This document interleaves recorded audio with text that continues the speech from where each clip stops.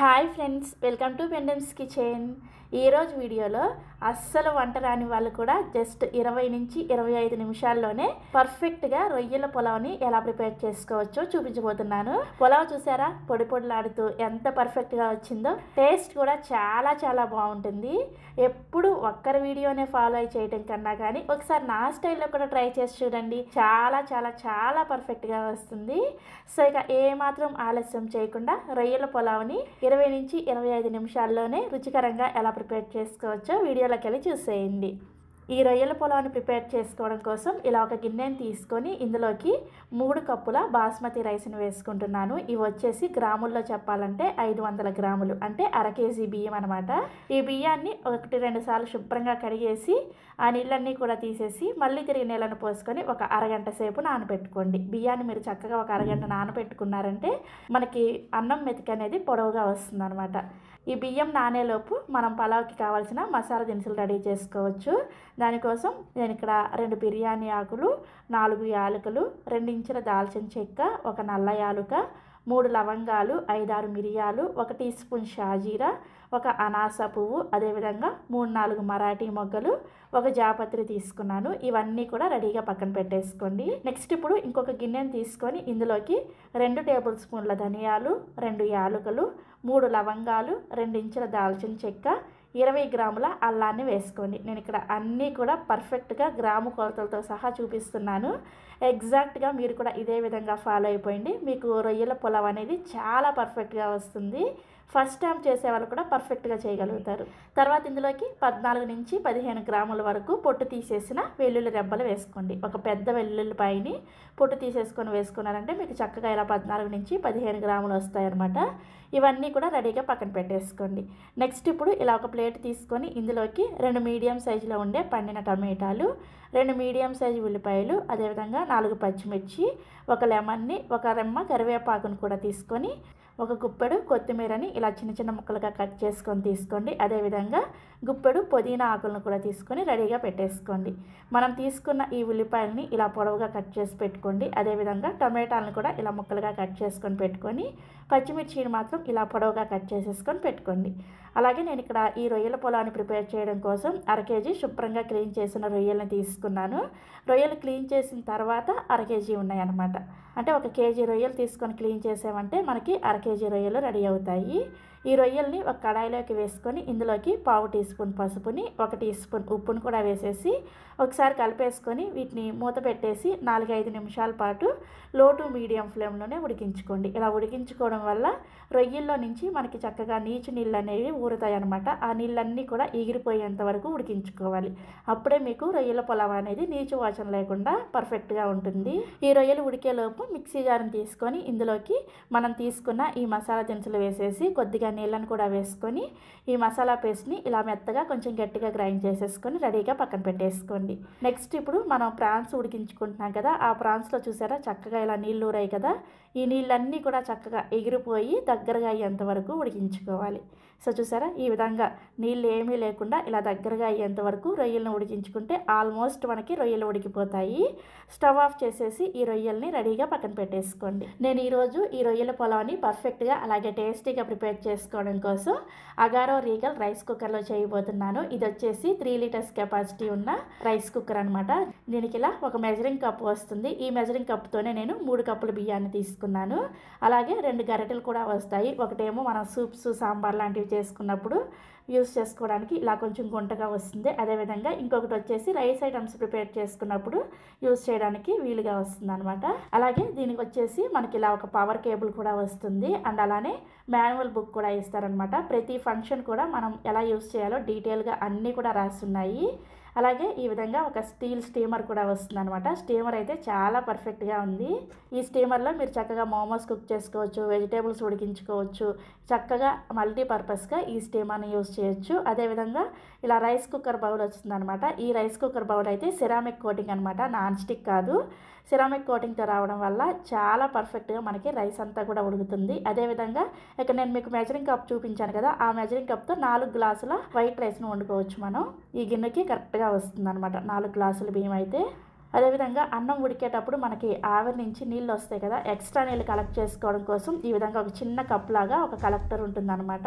మనకి అన్నం ఉడికేటప్పుడు ఎక్స్ట్రా వచ్చిన నీళ్లు అంటే గంజి అంటాం కదా, ఆ నీళ్ళన్నీ కూడా చక్కగా ఇందులోకి వచ్చేస్తాయి.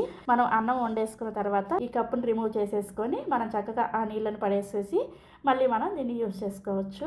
అలాగే ఈ అగారో రీగల్ రైస్ కుక్కర్లో చాలా రకాల ఫీచర్స్ ఉన్నాయి. White rice, brown rice, white rice in లో కార్బ్స్, బ్రౌన్ రైస్ ఇన్ లో కార్బ్స్, షార్ట్ గ్రెయిన్, ఇలా ప్రీసెట్ రైస్ కుకింగ్ ఫంక్షన్స్ అయితే చాలా ఉన్నాయి.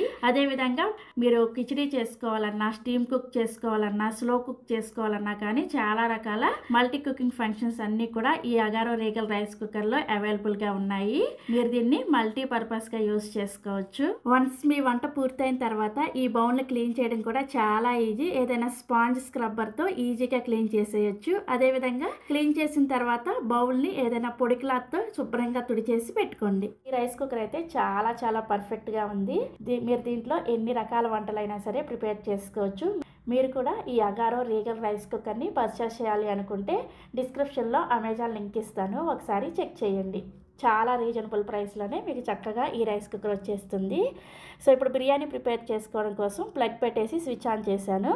నెక్స్ట్ ఇప్పుడు నేను ఇక్కడ బ్రౌన్ రైస్ మోడ్ని సెలెక్ట్ చేసుకున్నాను అనమాట. బిర్యానీ అంటే కొంచెం మనకు ఒక 20-25 నిమిషాలు టైం పడుతుంది కదా, అదే వైట్ రైస్ అయితే మీకు చక్కగా 10-15 నిమిషాల్లోనే ఈ కుక్కర్లో ఉడికిపోతుంది.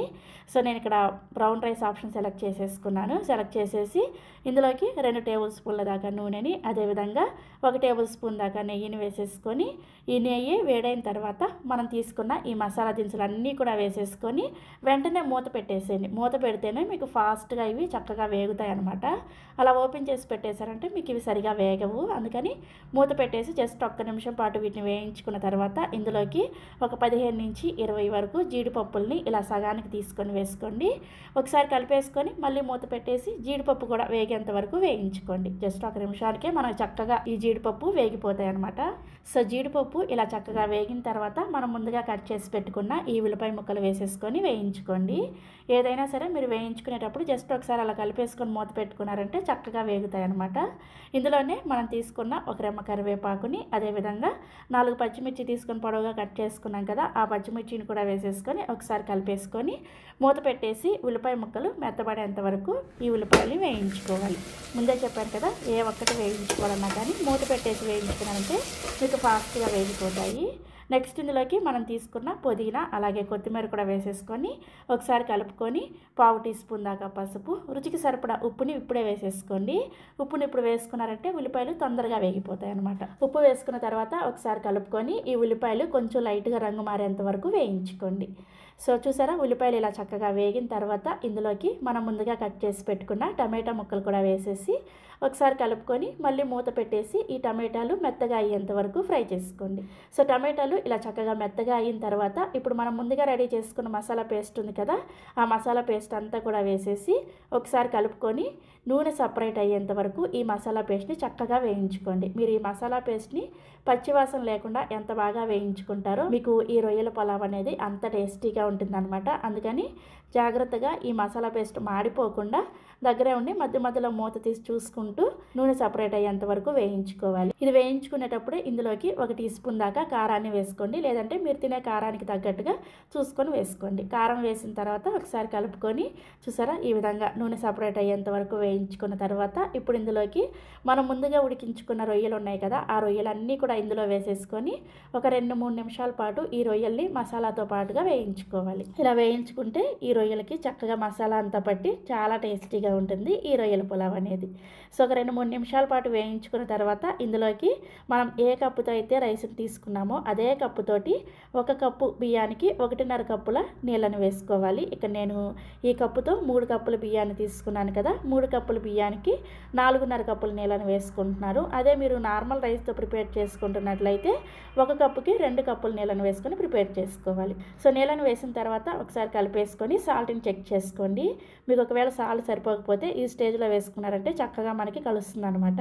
సో నాకైతే ఇక్కడ కొంచెం సాల్ట్ తగ్గినట్టుగా అనిపించింది, అందుకని కొంచెం సాల్ట్ని వేసుకొని కలుపుకున్నాను. సో ఇలా ఒకసారి సాల్ట్ని చెక్ చేసుకున్న తర్వాత ఇప్పుడు మనం ముందుగా నానబెట్టుకున్న ఈ బియ్యం మొత్తాన్ని కూడా నీళ్ళేమీ లేకుండా బియ్యాన్ని వేసేసుకొని ఒకసారి కలిపేసుకొని మూత పెట్టేసి బ్రౌన్ రైస్ మోడ్ని ఆన్ చేశారంటే చక్కగా మీకు 25 నిమిషాలకి మనకి ఈ రొయ్యల పులావ్ అనేది రెడీ అయిపోతుంది.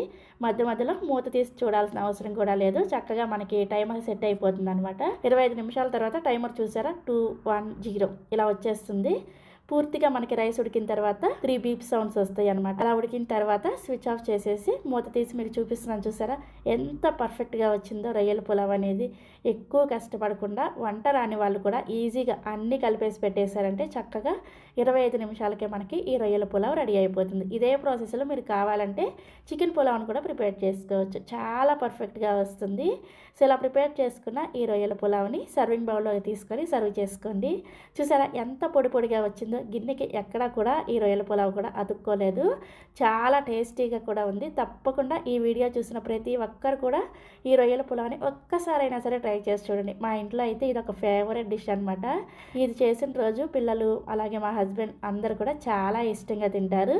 తప్పకుండా మీరు కూడా ట్రై చేయండి. ట్రై చేసి టేస్ట్ చేసిన తర్వాత మీ ఫీడ్బ్యాక్ని నాతో షేర్ చేసుకోవడం అస్సలు మర్చిపోవద్దు. అలాగే మరిన్ని ఎమ్మీ అండ్ టేస్టీ రెసిపీస్ కోసం వెంటనే మన పెండెమ్స్ కిచెన్ని సబ్స్క్రైబ్ చేసేసుకోండి. Thank you.